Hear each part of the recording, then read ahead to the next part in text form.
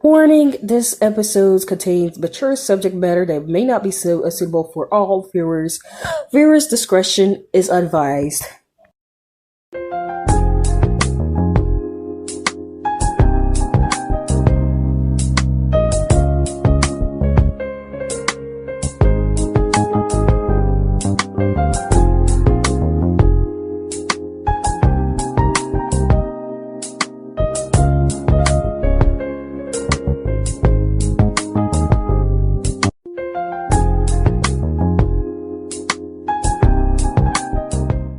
Hello, guys and dolls. Welcome back to the show Conversation with Xalea. I'm your host, Lorraine, and today is the 1st of May, 2025.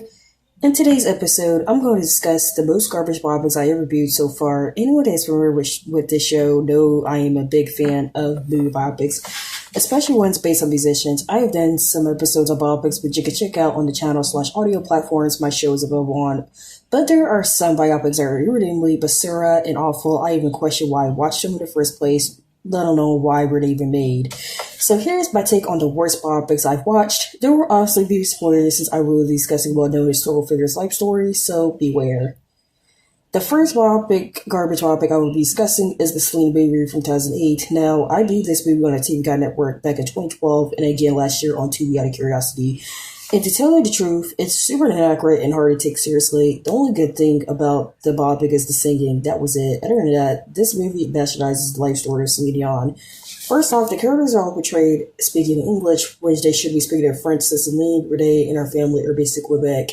And Quebec is a predominantly French-speaking province. Second, the inaccuracy and anachronisms. Teen Celine is shown performing If You Ask Me To in 1986, even though the song didn't come out till 1989. And she recorded the song in 1992. Not to mention, Celine spends most of the movie singing in English, when in actuality she mostly sung in her mother language, which was Canadian French, in the beginning of her career, and didn't start performing English till later on. And thirdly, it's an unauthorized made-for-TV movie. This will be a recurring thing in this episode, but a sign that a biopic will be horrible if it's unauthorized. And for those wondering what that means, it means that the movie is made without the approval and input of the people is based on their estate. If Celine has no approval on her barber of the movie, of Celine the movie herself, overall, the Celine biopic is pretty horrible and an inaccurate movie that should be thrown in the garbage. And another thing to mention regarding the Celine biopic was that some scenes, some of the pictures they have of Celine's music career are pretty much frame shots from the movie, by the way, which also adds to its horribleness. Now, the next garbage biopic, are the last two MJ made-for-TV movies that came out, which were Man in the Mirror and Searching for Neverland. As I stated in my biopics episode from last year, the bar is set low for the Michael biopic, in my opinion, due to these two biopics, even more so with the reshoot rumors. Let's start with Man in the Mirror. It's awful. I can't believe I watched this garbage TBI a few months after Michael passed away, back when people were all of a sudden loving Michael again, despite spending the last few years trashing him. It was bewildered by Fleck's portrayal as Michael. This garbage literally portrays Michael as an out-of-touch man-child who was so detached from the real world he can't comprehend the reality. Basically playing into the whole Peter Pan persona, but exaggerated to the point of caricature. Not to mention its tackling of the fake allegations against him, which leaned heavily towards guilt. And not to mention, this movie had the nerve with the second liar. They replaced the first and last letter of his name with D's, renaming him David. Isn't that something? Fake Michael's performances, if you can even call him that, consists of Flex wearing TV versions of Michael's outfit, dancing to generic lo-fi music. And don't get me started on the cancel the surrogate scene. Head Glasses in Charge summed it up best in his review of this travesty, which you can check out on his channel, that this garbage will rather exploit than explore. The other MJ movie I'm thrashing is Searching for Neverland. This travesty, as with Man in the Mirror, is also made for TV, albeit by Lifetime. Man in the Mirror was made by VH1. The same VH1 that would go on to make that great TLC biopic. This movie, made 8 years after Michael's death, was based on the book written by Bill Whitfield and Javon Beard called Perimeter Time. I first watched this movie on demand back in 2017, and to tell you guys, I hate this movie. I know some MJ fans will take issue with my statement since this movie and The Bodyguards are beloved in the fan community, but Searching for Limelight is a shitty movie. The title is misleading since this movie takes place the last 2 years of Michael's life where he was nowhere near Limelight. Plus, Michael is portrayed by an MJ impersonator named Navi, who spends the entirety of the movie speaking in a British accent despite Michael having an American accent. Not only that, but the movie exaggerates the bodyguard's role in Michael's life, making it seem as though they were with him until he passed away, when in actuality, they stopped working for him a few months before he passed. Another thing about this movie is the erasure of Mike Garcia. The dirty bodyguard had made a statement denouncing this movie, The Bodyguards. And he's like, nowhere near this movie. Speaking of The Bodyguards, it wasn't all surprising the movie turned out horrible the way it did, because the book that it was based on was horrible.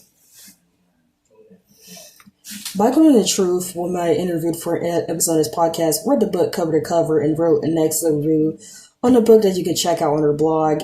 When I read her review of the Bodyguard's book, everything made sense to me in regards to this movie. I didn't even watch the movie to the end because of how garbage it was. But somehow, the MJ fan community loved this movie, which I believe had to do with two reasons. One, the movie, quote-unquote, humanizing Michael in the final years of his life as a single father living his life. And number two, the movie being produced by Suzanne DePass, who knew Michael even though she wasn't close to Michael's final years, and even insulted him about the balcony incident in an E-special on Michael's life and death in 2009, which I wonder if there's any footage of that special, hopefully. Overall, Searching for Neverland and Man in the Mirror are both horrible garbage movies about Michael's life that don't portray him properly and make a joke out of his life. Moving on with our next biopic, which is the Unauthorized Savedbythebell movie. The title only lets you know the dealio with this biopic, which is a Dustin Diamond pity party, essentially. Now, this is not me trying to speak ill of the dead since Dustin Diamond is no longer with us, but this biopic pretty much portrays Screech as an outsider in comparison to the other cast members and juicy behind-the-scenes stories of the Savedbythebell cast. And apparently, this was Lifetime's go-ahead to make more unauthorized biopic on classic 90s shows such as Melrose Place, Beverly Hills 90210, and Full House. The Unauthorized Savedbythebell movie is your typical gossip biopic that relies heavily on speculation and juicy details rather than tell the real story. You could argue this was Dustin's revenge movie since his co-stars had careers of great success while he fell into reality TV watch-up status. Again, not trying to bash Dustin since he has passed away, but that's what it's giving. Our next garbage biopic is yet another Lifetime movie, which is Aaliyah, the Princess of R&B. This movie isn't even worth my anger. This travesty does a great disservice to Aaliyah, portraying her relationship with R. Kelly as a Romeo and Juliet-esque romance and not fleshing her out further. The fact this biopic tried to cash Keisha Shantae, Zendaya, and Keely Williams to betray her only for them to reject him upon finding out Aaliyah's family had no involvement is very telling. Also, another point that has to be discussed is if an Aaliyah biopic is even possible. My response to that question is, my response is that Aaliyah biopic wouldn't have a pro family would never happen since she passed at such a young age, and the one big topic that would be the whole focus of the biopic is the Aaliyah Kelly's marriage controversy. In comparison to Richie Valens and Celine, who also died at relatively younger ages, they had biopics based on them that had the involvement of their relatives, with even Lou Diamond Phillips and J-Lo developing close bonds with Richie and Celine's families respectively. Not only did the assholes at Lifetime didn't consult Aaliyah's family nor get their input, the actors they casted looked nothing like the actors they were portraying and relied heavily on random songs since they couldn't access Aaliyah's music, which is the trademark of an unauthorized biopic. One last thing to also note before I move on is the irony of Lifetime portraying Aaliyah's relationship with R. Kelly as a star-crossed lover's relationship to villainizing it 5 years later in their docuseries. Make of it what you will. Now, our next garbage biopic is from TV One, which is the Bobby Debarge story. Before I jump into this god-awful movie, I'm going to educate you guys a bit about the Debarges. Now, for those that are Gen Z or younger, do not know who the Debarges were. The Debarges, they were a musical family from Grand Rapids, Michigan, consisting of siblings Bunny, Bobby, Tommy, Randy, Mark, Elle, James, Chico, and Carol and Daryl, the younger two who were never involved musically. The siblings who were the products of an interracial couple, which will be important later on, it came to prominence in the 70s and 80s with the two oldest brothers, Bobby and Tommy, being members of the R&B group Switch, who were signed to Motown. Known for hits such as They'll Never Be, I Called Your Name, among other hits. And then Bobby used his connections at Motown to sign his other siblings, which was Bunny, L, Randy, Mark, and later on James. And they wound up becoming successful as Debarge, having hits like I Like It, Time Will Reveal, Who's Holding Dawn and Out, Rhythm of the Night, among other hits. But behind their talent was a tragic story of abuse, trauma, and drugs. Their story is like a walking trigger warning, which would be difficult to depict in a biopic, let alone a full-length movie. The film, which literally starts with Bobby on his deathbed, literally rushes through his life story from his switch years, which is depicted in only one scene, to the success of his siblings. And the dude from Shake It Up doesn't make it any better, with his portrayal of Bobby being more towards caricature, making him seem like an unhinged drug addict. Not to mention, the movie has a problem with telling the story properly and portraying Bobby as a television musician and instrumentalist. The only time we see Bobby before was with his group Switch. It was at the beginning of the movie. We never see him. The only time we see him before was near the end. But other than that, we never get any indication of Bobby's talent. On another note, what a waste of Lloyd as Greg Williams. He's only in the movie for like 2 scenes, and and we never see him again, despite the fact that Greg was important to Bobby's story. The one scene I like for this movie, from this hot garbage, and it is just one scene, was Bobby confronting his garbage mother and Elaine over their upbringing, though the scene itself is ruined by Shake It Up dudes overreacting. And don't get me started on the horrible teeny wigs in this movie, which made me cringe. Oh, the wigs. That's, in fact, when this movie first came out, the one thing people talking about was these garbage wigs, which goes to show just how low budget this biopic was. Like, literally, the first scene of the movie, when the dad goes to visit Bobby in the hospital, and all the siblings, they're all gathered at his outside hospital. One of them, which I'm supposed is Chico, is wearing a weird high top fade. The worst part is Bobby's widow, Terry, and his children are the executive producers of this mess, which makes me question, why would they allow their husband/father to be betrayed this way in this mockery of his life story? Not to mention, none of the Debarges barely had any input in their life story. Overall, the Bobby Debarge story is a horrible movie that's bad on all levels. If you want to learn about the Debarges, watch their episodes on Peacock or read books that are story by Bunny, Tommy, and Greg. Don't learn about this family from this mockery of a movie. And for those wondering, I didn't mention the mom's book. According to the people that have read the book, the mom's book sugarcoats everything, so it's best to read books from Bunny, Tommy, and Greg than the mom. But back to the story. The next garbage biopic to tackle is El Cantante. El Cantante, like the others in this list, is a theatrical release portraying the life of luxury salsa singer HectorLavoe through the lens of his wife Poochie, portrayed by J-Lo, who's also the executive producer of this movie. As with the previous biopics I discussed earlier, we barely see Hector, the musical artist and entertainer, which is only portrayed in performance scenes, which there are a few. Instead, this version of Hector is portrayed as an all-out druggie, which, don't get me wrong, drugs were a part of his life, sad to say, but his addiction is the main focal point of his character. We don't get Hector, the legend, the singer, the icon. We get Hector, the drug addict. Not to mention how the movie played loose with Hector's story, which is typical of biopics. For example, Carmen, Hector's first girlfriend and the mother of his child, Jose, is depicted and character assassinated as a groupie Hector knocked up, when in actuality, Hector was romantically involved with both Carmen and Poochie at the same time and married Poochie when Carmen found out she was pregnant with Hector Jr. The movie also doesn't mention Poochie having a daughter named Leslie that Hector raises their own, which she was left out of the story. And then even with the Poochie character, her toxicity and clinginess towards Heather, which was well documented, her being the one that hooked him on drugs, according to Willie Cullen, who is pretty much an NPC in this movie. And her mistrust towards Jose, who she kept Hector from raising, pretty much being downplayed and right opposite in this movie. I've read Jose's book a few years ago, and in his book, he recalled how in the few interactions he had with Poochie, he mistreated him, saying horrible things to him, and then his half-brother, Hector Jr., also mistreated him as well.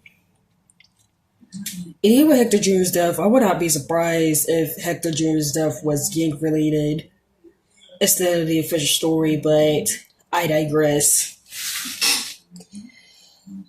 Looking past those things, this movie is pretty much a glorified J-Lo vanity project, starring her and Mark Anthony, who she was married to at the time. You learn more about his life, legacy, and impact in Sauce Music movie online than this movie. Now, this last biopic will probably get some people upset since this is based on an important figure and is one of the very few representations of Afro-Latinos in telenovelas or bioseries, but the last biopic I'm going to tackle is the Celia bioseries. I know I will get some flack from including this, but let's be honest, Celia, the bioseries, doesn't do the late CeliaCruz story justice. Aside from introducing a new generation to her music, Celia is a mid-bioseries where Celia is overshadowed despite being the main story and comes off as meek and weak instead of the strong, resilient woman she was in her lifetime. The one thing I didn't like about Celia was the horrible portrayals of her father and sister as an abusive deadbeat and a jealous, resentful sibling, despite their real-life counterparts not being like that. Like, for example, her sister Dolores, who's loosely based on Celia's younger sister Gladys, is portrayed as your typical jealous sibling who also had an affair with Pedro, though this was never true. And then her father, in real life, her father was initially not supportive of her singing career, but upon realizing that she wasn't indulging in bad things, she did come around. And then her sister Gladys, who was the only one of her siblings to move to the United States, and Celia had 3 siblings, but Celia is portrayed as having 1 sibling. Gladys maintained a closeness with Celia, even naming one of her daughters after her. Not to mention, this bioseries should have been called Lola, considering the fact how much this bioseries focused on Lola Calvo, Celia's best friend, who's loosely based on La Lupe. In her storyline, irked me the most, considering that it was a walking trigger warning in itself. For those asking what happens in Lola's storyline, she lives with an abusive stepdad who pretty much rapes her, that she winds up escaping and kills any person she falls in love with, including his own brother. And she pretty much escapes to New York to get away from him, though he winds up tracking her down, and she falls for a dude named Billy, who winds up introducing her to Centuria and gets her hooked on drugs. And becomes nasty towards Celia. When she reconnects with her, then Billy winds up developing schizophrenia, leading to him to be institutionalized while she's pregnant. Lola's storyline is like a mess, essentially. And I'll continue on with my next part. The Lola storyline. Lola had barely little to no character development, and she spent the entirety of the storyline making the same train wreck decisions to the extent it was difficult to root for her. Like, a good example of this was when she, for some reason, dropped the charges on her stepdad, who was in jail for trying to kill Billy, and moved her into her home. It had another child, and had her second child with him.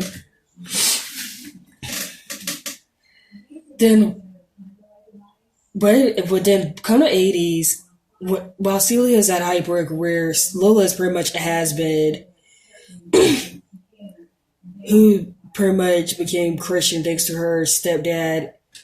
And long story short, Billy dies upon finding out that she went back to her stepdad, and she tries to cut ties with him one last time, only for her stepdad to go to court behind her back, and she winds up losing custody of her boys, who wind up pretty much getting adopted, and she gets institutionalized. Now that I thought about it, it's probably not worth it to discuss the side character storylines, since they either end tragically like Gamita and Renee, or stupidly like the Mario Raquel Merrill's love triangle. Overall, Celia deserves another biopic, one that solely focuses on her and is adapted from her memoir, which is a great read, by the way, and more compelling than the Bio series, which focused on her train wreck best friend. My final takeaways for this topic are some biopics, especially the Unauthorized baby TV ones, are horrid, soulish cash grabs, butchering the subject's life stories. Even the Debarge biopic, which was super horrible, had potential and could have worked better as a media series that fleshed out the family story and 100% involvement with the survivor Debarge siblings. Others tend to characterize them as flatterized caricatures of the subject or making their flaws/vices the focal point of their story/character. Once you watch biopics, you're expected to learn about their life story and then climb to success, but upon viewing them, you get a version of their lives that's either Wikipedia, sugar-coated, or flat-out lies. You're better off learning about the lives of the portrayed through books, videos, research, and documentaries, the more truthful ones. The garbage biopics turned out the way they did because of poor execution, lack of research on the individual, and no involvement for those involved, nor the people running the state. The one biopic Michael Jackson approved in his lifetime is the classic media series The Jackson's American Dream. Michael was alive when the Flex biopic aired, and he made a statement denouncing that garbage, which you can look up online. And after the travesty of the Lifetime biopic, I have very low hopes of an MJ biopic that would do him justice, even the upcoming one. And if you want to get angry at me with that statement, just leave it in the comments. I have even upcoming starring his nephew Jafar.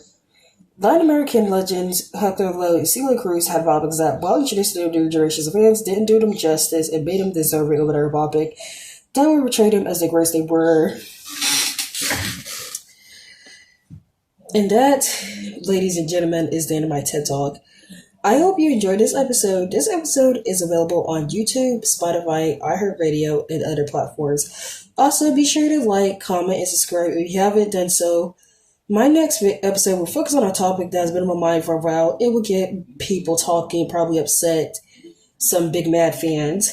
The next episode will discuss whether or not Prince had it easier in the music industry than Michael Jackson, which is a very intriguing question, so I hope you enjoyed my take on that particular topic. So stay tuned for the episode. It was nice talking to you, talk to y'all. I can't wait to see you again next time. I see y'all later. Goodbye.